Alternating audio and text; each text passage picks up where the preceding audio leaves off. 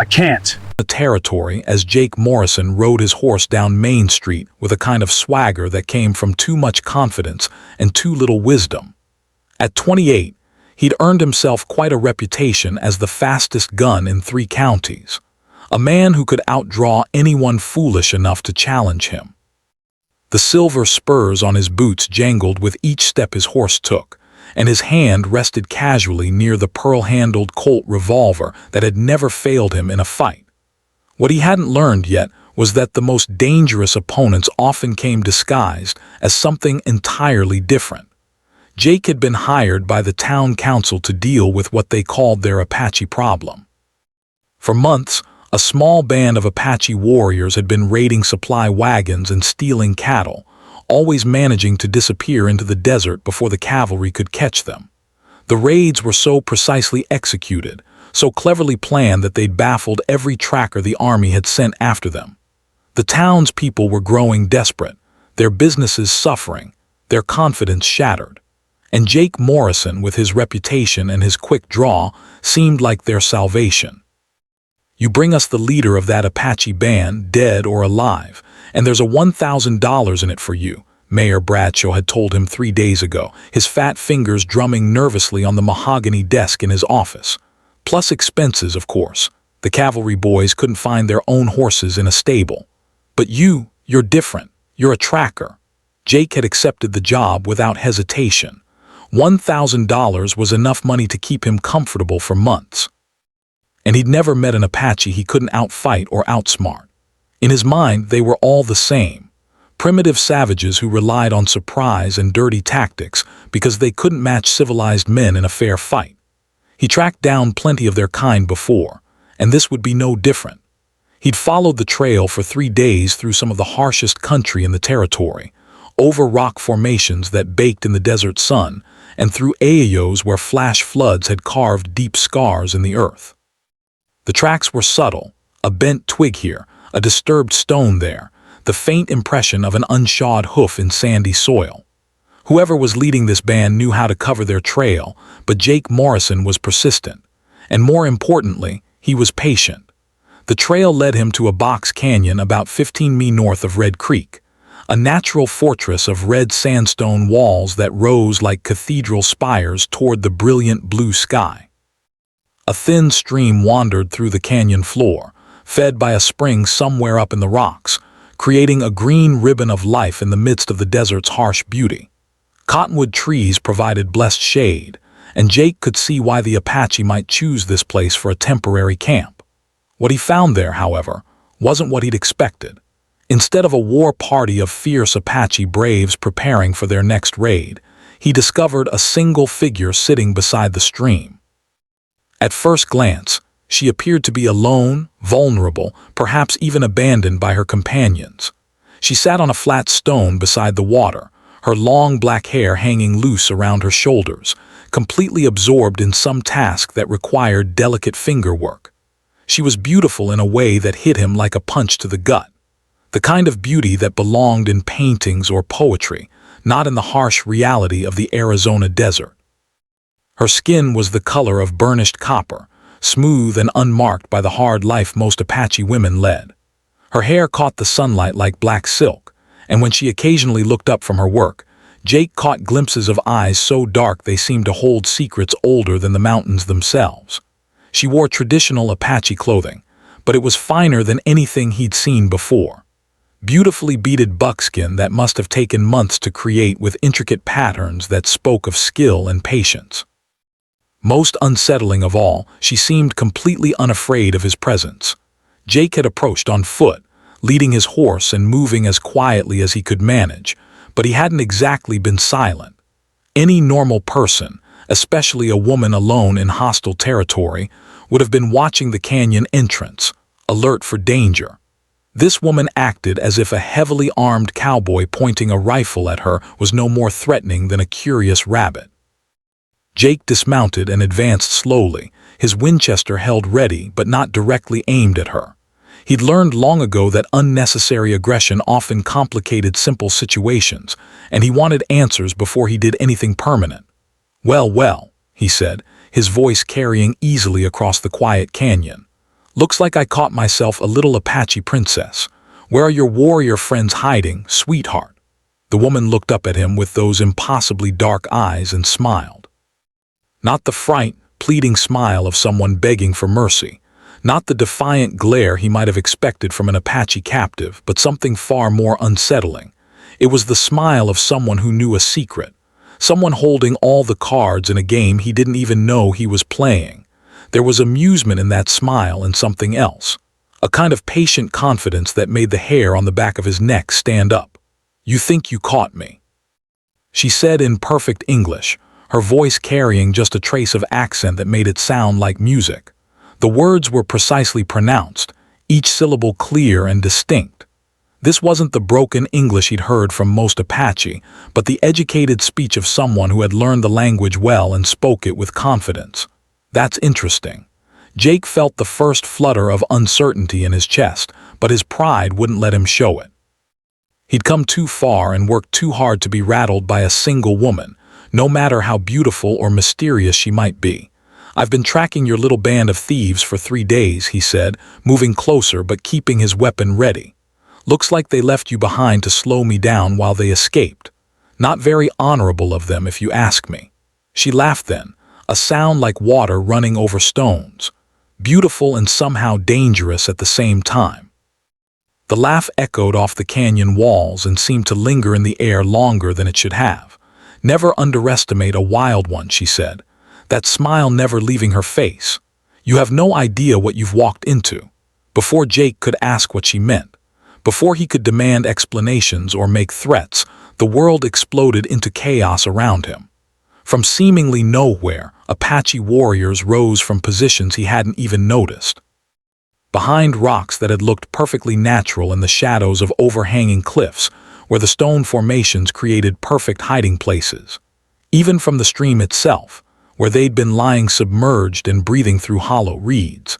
In the space of a few seconds, he found himself surrounded by more than a dozen rifles and bows, all pointed directly at his chest. The ambush was so perfectly executed, so precisely timed that Jake felt a grudging admiration even as his blood turned to ice. These weren't primitive savages relying on luck and surprise. This was military-level planning, the kind of tactical thinking he'd seen from the best officers during the war. Every position had been carefully chosen to provide maximum coverage while remaining invisible to an approaching enemy. The coordination required for so many men to remain perfectly still and silent, then rise simultaneously at an unspoken signal, spoke of discipline and training that would have impressed any cavalry commander. The woman rose gracefully to her feet, and Jake suddenly understood that everything about this encounter had been orchestrated from the beginning.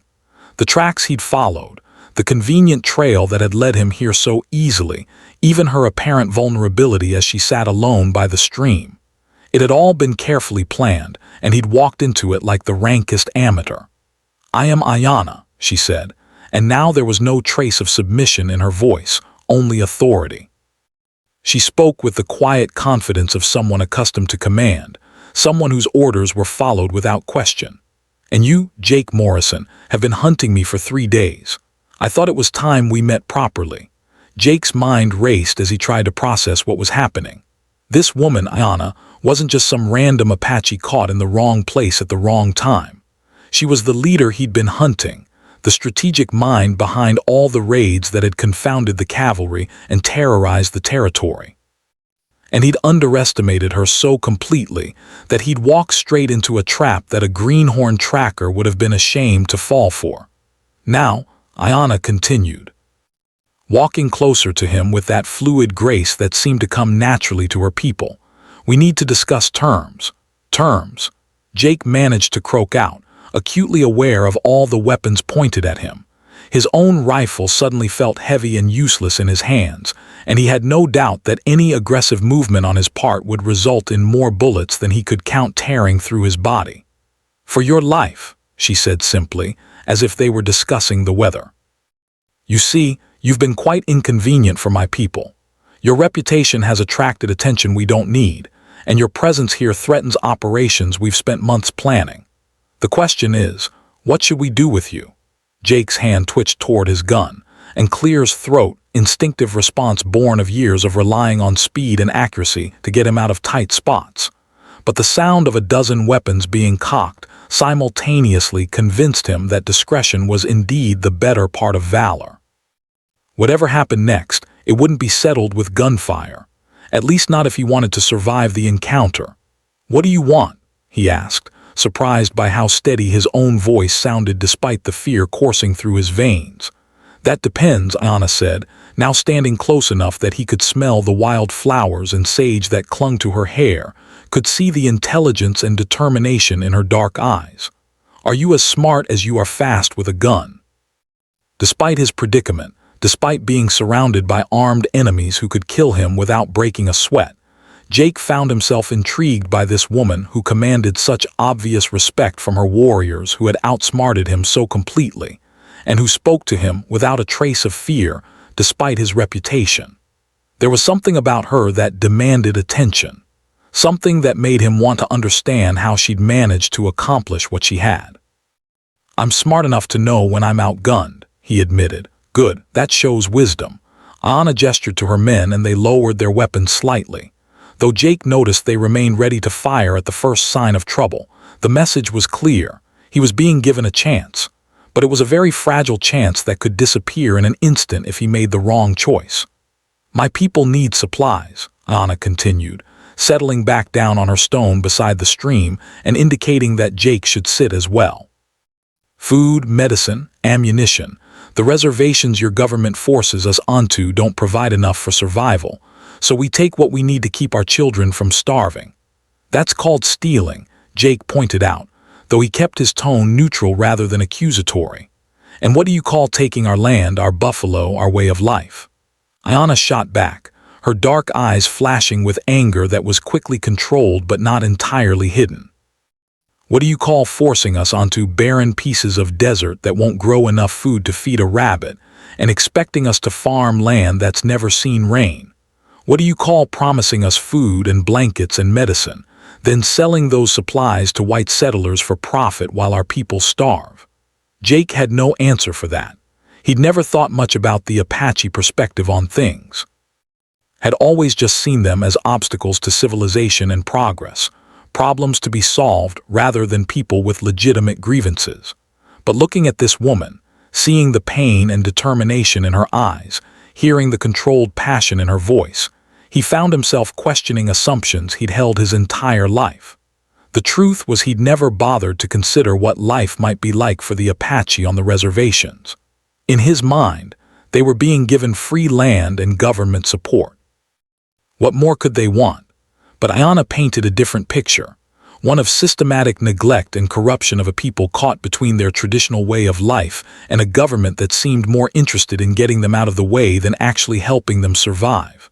"So what are your terms?" he asked. "Simple," Aiyana replied. "You stop hunting us. You go back to Red Creek and tell them we've moved on, that the trails have gone cold and we're probably halfway to Mexico by now. Give us time to gather what we need and relocate somewhere safer, somewhere we can live without constantly looking over our shoulders for cavalry patrols or bounty hunters. And in return, you get to keep breathing." One of the Apache warriors growled from behind a nearby rock, his English heavily accented but perfectly understandable. But Aiyana held up a hand to silence him. "In return," she said, stepping even closer to Jake, "I give you something much more valuable than your life. I give you the truth." Over the next several hours, as the sun began its slow descent toward the western horizon, and the desert air started its gradual cooling, Aiyana told Jake things that challenged everything he thought he knew about the conflict between the Apache and the white settlers. She spoke of broken treaties, agreements that had been signed with great ceremony and violated within months. She told him about promises made by government officials who had no intention of keeping them, about food supplies that were supposed to feed hungry children, but were instead sold to the highest bidder by corrupt Indian agents. She painted a picture of families torn apart, of warriors forced to choose between watching their children die slowly, of starvation and disease, or taking up arms to provide for them the only way they knew how. She spoke of elders who remembered the old ways when the Apache had been free to follow the buffalo herds and gather food from the land that had sustained them for countless generations, now reduced to begging for scraps from a government that viewed them as little more than an inconvenience. "Do you know what it's like?" Aiyana asked, her voice quiet but intense. "To watch a child waste away from hunger when you know that just over the horizon there are cattle grazing on land that your grandfather's grandfather once called home? Do you know what it feels like to hold a sick baby and have no medicine to help her because the supplies that were promised to your people have been sold to line someone else's pockets?" Jake found himself listening with growing discomfort and shame. He'd always thought of himself as one of the good guys, a defender of innocent settlers against savage raiders who attacked without provocation or reason.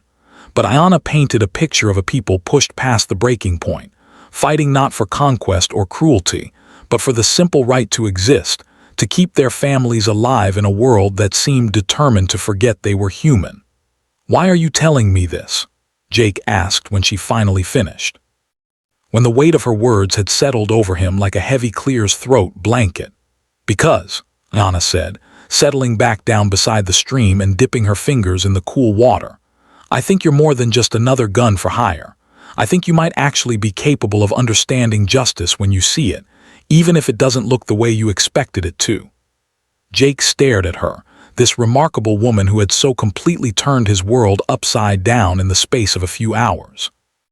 Everything he believed about right and wrong, about civilization and savagery, about his own role in the great drama of westward expansion, suddenly seemed much more complicated than it had that morning. "And what if I am?" he asked. "What difference would it make?" "That remains to be seen," she replied with that enigmatic smile that had started this whole encounter. As the shadows lengthened and the desert air began to cool, Jake found himself in the strangest situation of his life. He was technically a prisoner, surrounded by people who had every reason to hate everything he represented. Yet, he felt more intellectually stimulated and emotionally engaged than he had in years. Aiyana was unlike any woman he'd ever met. Fierce and intelligent, beautiful and dangerous, principled in a way that put his own moral certainty to shame. When the Apache made camp for the night, Jake was surprised to find himself included rather than tied up and guarded. Aiyana's warriors clearly trusted her judgment implicitly, and if she said he could be allowed to move freely, then that was the end of the discussion. Clear's throat. They shared a simple meal of cornbread and dried meat as darkness fell over the canyon. And Jake discovered that Aiyana was not just a war leader, but a storyteller, a healer, and a keeper of her people's traditions. She spoke of legends passed down through generations, of the creation of the world and the spirits that lived in every rock and tree and stream. She told him about plants that could cure disease and ceremonies that could bring rain. About the intricate relationships between all living things that her people had understood long before white men arrived with their books and their buildings, and their need to own everything they touched. Her mind was quick and curious, and she asked him questions about his life that no one had ever bothered to ask before. She wanted to know about his childhood, about the war he'd fought in, about the towns he'd seen, and the people he'd met in his travels across the territories. Her questions made him think about things he'd taken for granted, made him examine his own experiences through new eyes. "Why do you do this?" she wanted to know as they sat by the fire, the flames casting dancing shadows on the canyon walls. Aching people for money. Jake considered the question seriously, perhaps for the first time in his life. "I suppose because I'm good at it," he said finally, "and because the money's decent. But is that enough?" Aiyana pressed, leaning forward slightly, her dark eyes reflecting the firelight. "Is being good at something and getting paid for it sufficient reason to build a life around it?" The question hit deeper than Jake wanted to admit. The truth was he'd never really thought about whether what he did mattered beyond his own immediate needs. He drifted into gunfighting because he had natural talent for it, and he'd continued, because it provided a living and a certain amount of respect, or at least fear from other men. But sitting here under the stars talking to this woman who fought for her people's survival, his life suddenly seemed rather hollow in comparison. Maybe not, he admitted. Then why continue? Jake stared up at the brilliant canopy of stars visible in the clear desert air, more stars than he'd ever seen from any town or city, so many that they seemed to press down on the earth like a glittering blanket. I don't know what else I'd do, he said honestly. This is all I've ever been good at. I don't believe that, Aiyana said softly. I think you've just never had reason to discover what else you might be good at. They talked late into the night, their conversation ranging from the practical to the philosophical, from personal histories to dreams for the future, that neither had ever spoken aloud before. Jake learned that Aiyana had been educated at a mission school before her family was forced onto the reservation, which explained her flawless English and her understanding of white culture. She'd chosen to leave the reservation not out of hatred or desire for revenge, but out of love. Love for her people and determination to keep them alive when the government seemed intent on letting them die slowly. For her part, Aiyana seemed genuinely curious about Jake's perspective on life in the territories. She asked about the towns he'd seen, the changes he'd witnessed as civilization crept westward, the people he'd met in his travels. Her questions made him think about things he'd taken for granted, made him see his own experiences through new eyes and consider perspectives he'd never bothered to imagine. As the night grew late and the fire burned down to glowing embers, Jake realized that something fundamental had shifted in his worldview. He could no longer see Aiyana and her people as simple criminals or savages. They were human beings fighting for survival in an impossible situation, led by a woman of remarkable intelligence and courage who had been forced to make choices no one should ever have to make. "What happens now?" Jake asked as the camp settled into sleep around them, warriors rolling up in their blankets while maintaining a careful watch on the canyon's entrances. "Now we see what kind of man you really are," Aiyana replied, her voice soft in the darkness. "Tomorrow, we let you go. You ride back to Red Creek and make your choice. Continue hunting my people for money or find something better to do with your life. And if I choose to keep hunting you," Aiyana's smile was sad, but not unkind, "the next time we meet, it won't end with conversation around a campfire." Jake slept fitfully that night, his dreams filled with images of the woman across the dying fire and troubling questions about the path his life had taken. When he woke at dawn, he found breakfast waiting for him and his horse saddled and ready. Aiyana stood nearby, looking as composed and beautiful as she had the day before, as if the previous night's revelations had been just another day's work for her. "This is goodbye then," Jake said, feeling oddly reluctant to leave this place. These people who had shown him hospitality despite having every reason to consider him an enemy. "For now," Aiyana agreed. "What you do next will determine whether we meet again as enemies or as something else entirely." Jake mounted his horse and looked down at her one last time, trying to memorize her face, the way the morning light caught in her hair, the steady confidence in her dark eyes. "Aiyana, thank you for the lesson." "I mean, you're welcome, Jake Morrison. I hope you make good use of it." As Jake rode out of the canyon, he felt the weight of decision settling on his shoulders like a physical burden. Behind him lay everything he'd thought he knew about right and wrong, about civilization and savagery, about his own purpose in the world. Ahead lay Red Creek and the choice that would define the rest of his life. The ride back to town gave him plenty of time to think, maybe more time than he'd spent thinking about important things in his entire adult life. Jake replayed every word of his conversation with Aiyana, every detail of her story, every challenge she'd laid at his feet. He thought about the children she'd mentioned, the sick bobbies and hungry warriors and desperate families trying to survive in a world that had no place for them. By the time he reached Red Creek's dusty Main Street, his mind was made up. The decision felt strange, almost foreign, but it also felt right in a way that surprised him. For the first time in years, he was going to do something because it was right rather than because it was profitable. He found the town council gathered in the saloon, eagerly awaiting his report. The mayor, a corpulent man named Bradshaw, stood up when Jake walked in, his face bright with anticipation. "Morrison, thank God you're back. Did you find their hideout? How many of them were there? When can we expect the cavalry to move in and finish them off?" Jake looked around the room at the expectant faces. These soft men who had hired him to solve their Apache problem with bullets and blood, who viewed the conflict as a simple matter of good versus evil with themselves, naturally cast as the heroes. For the first time, he really saw them comfortable men who had never faced the kind of desperation that drove people to risk everything for survival. Men who viewed the Apache not as human beings with families and dreams and fears, but as obstacles to their own continued prosperity. "The trail went cold," Jake said simply, meeting Bradshaw's eager gaze with steady eyes. "They're gone, moved on to somewhere else, probably Mexico." Bradshaw's face fell like a deflated balloon. "Gone, but we're paying you good money to track them down. Sometimes even the best tracker loses the trail," Jake replied with a shrug that he hoped looked more casual than it felt. "Desert's a big place, easy to disappear if you know how." It was a lie, but it was a lie he could live with.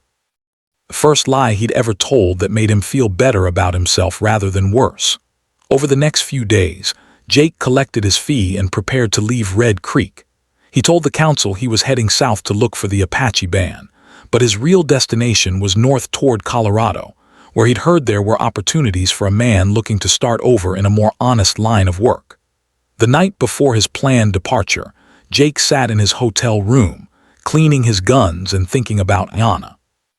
He wondered where she was now, whether her people had found the safety they were seeking, whether she ever thought about their strange encounter in the canyon.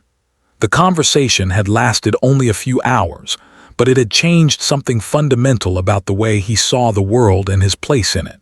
He was so lost in thought that he almost missed the soft knock at his door. Jake opened it cautiously, his hand automatically moving toward his gun, but he relaxed when he saw a young Apache man standing in the hallway, his dark eyes serious but not hostile. "Aiyana wants to see you," the man said quietly, his English accented but clear. "If you're willing." Without hesitation, Jake cleared his throat, grabbed his hat and followed the young warrior out of the hotel and through the sleeping town. They walked in silence to a grove of cottonwoods beside the creek that gave the town its name, where Jake found Aiyana waiting in a clearing silvered by moonlight. "You kept your word," she said as he approached, her voice carrying a note of something that might have been surprise. "My scouts tell me you sent the cavalry searching in the wrong direction entirely. I told you I was smart enough to know when I was outgunned," Jake replied, drinking in the sight of her. Even in the dim moonlight, she was breathtakingly beautiful, and the knowledge that she trusted him enough to come here to risk meeting him again sent warmth spreading through his chest. "Why?" Aiyana asked, stepping closer. "Why help people you barely know?" Jake considered the question seriously, searching for words to explain something he wasn't sure he fully understood himself. "Because you showed me something I'd never seen before. You showed me what real courage looks like. Not the kind that comes from being fast with a gun, but the kind that comes from fighting for something bigger than yourself, something that matters more than your own comfort or safety." Aiyana stepped closer, close enough that he could see the starlight reflected in her dark eyes. Close enough that he could smell the sage and wild flowers that always seemed to cling to her hair. "And what will you do now? Where will you go? Head north, find some honest work, maybe help build something instead of just tearing things down." Jake hesitated, then added, "What about you?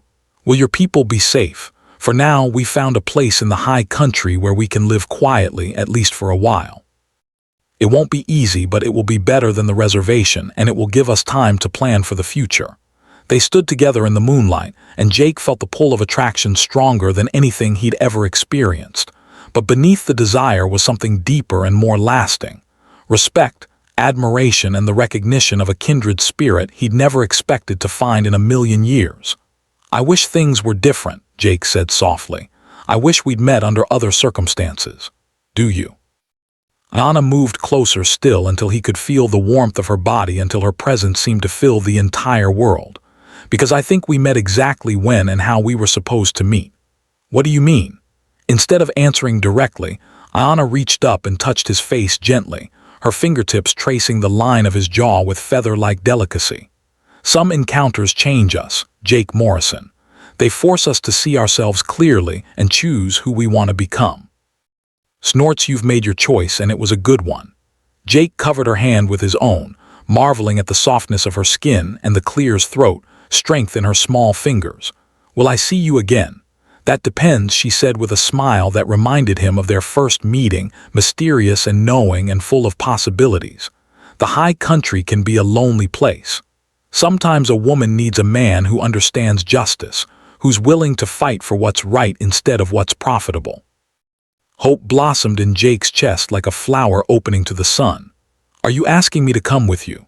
"I'm asking you to follow your heart," Aiyana replied, her voice soft as the night breeze. "If it leads you north toward the high country, well, sometimes paths cross in unexpected ways." Jake felt a grin spreading across his face, the first genuine smile he'd worn in years. "You know, I've always been partial to mountaineer. Town living never really suited me anyway." "Is that so?" Aiyana's eyes sparkled with mischief and something warmer. "Absolutely. In fact, I was just thinking I might head that direction tomorrow. See what opportunities might be waiting for a man willing to work hard and live honestly." "Well," Aiyana said, standing on her toes to brush a kiss across his cheek, her lips soft and warm against his skin. "The mountains have a way of providing for those who approach them with the right intentions."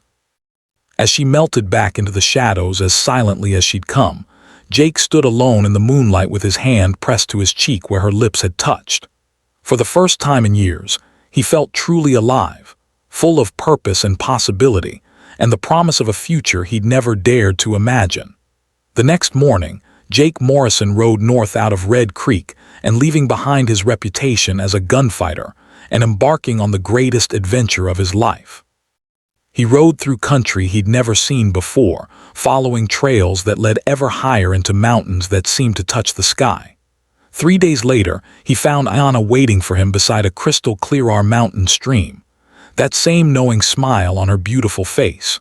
"You found your way," she said as he dismounted, her voice warm with welcome and something deeper. "I had good directions," Jake replied, pulling her into his arms and holding her close. As they kissed beside the rushing water, surrounded by towering pines and endless sky, Jake realized that sometimes the best things in life came from the most unexpected encounters. He thought he was hunting a dangerous Apache raider, but instead he'd found love, purpose, and a future he never could have imagined. And it all started because a wise woman had warned him never to underestimate a wild.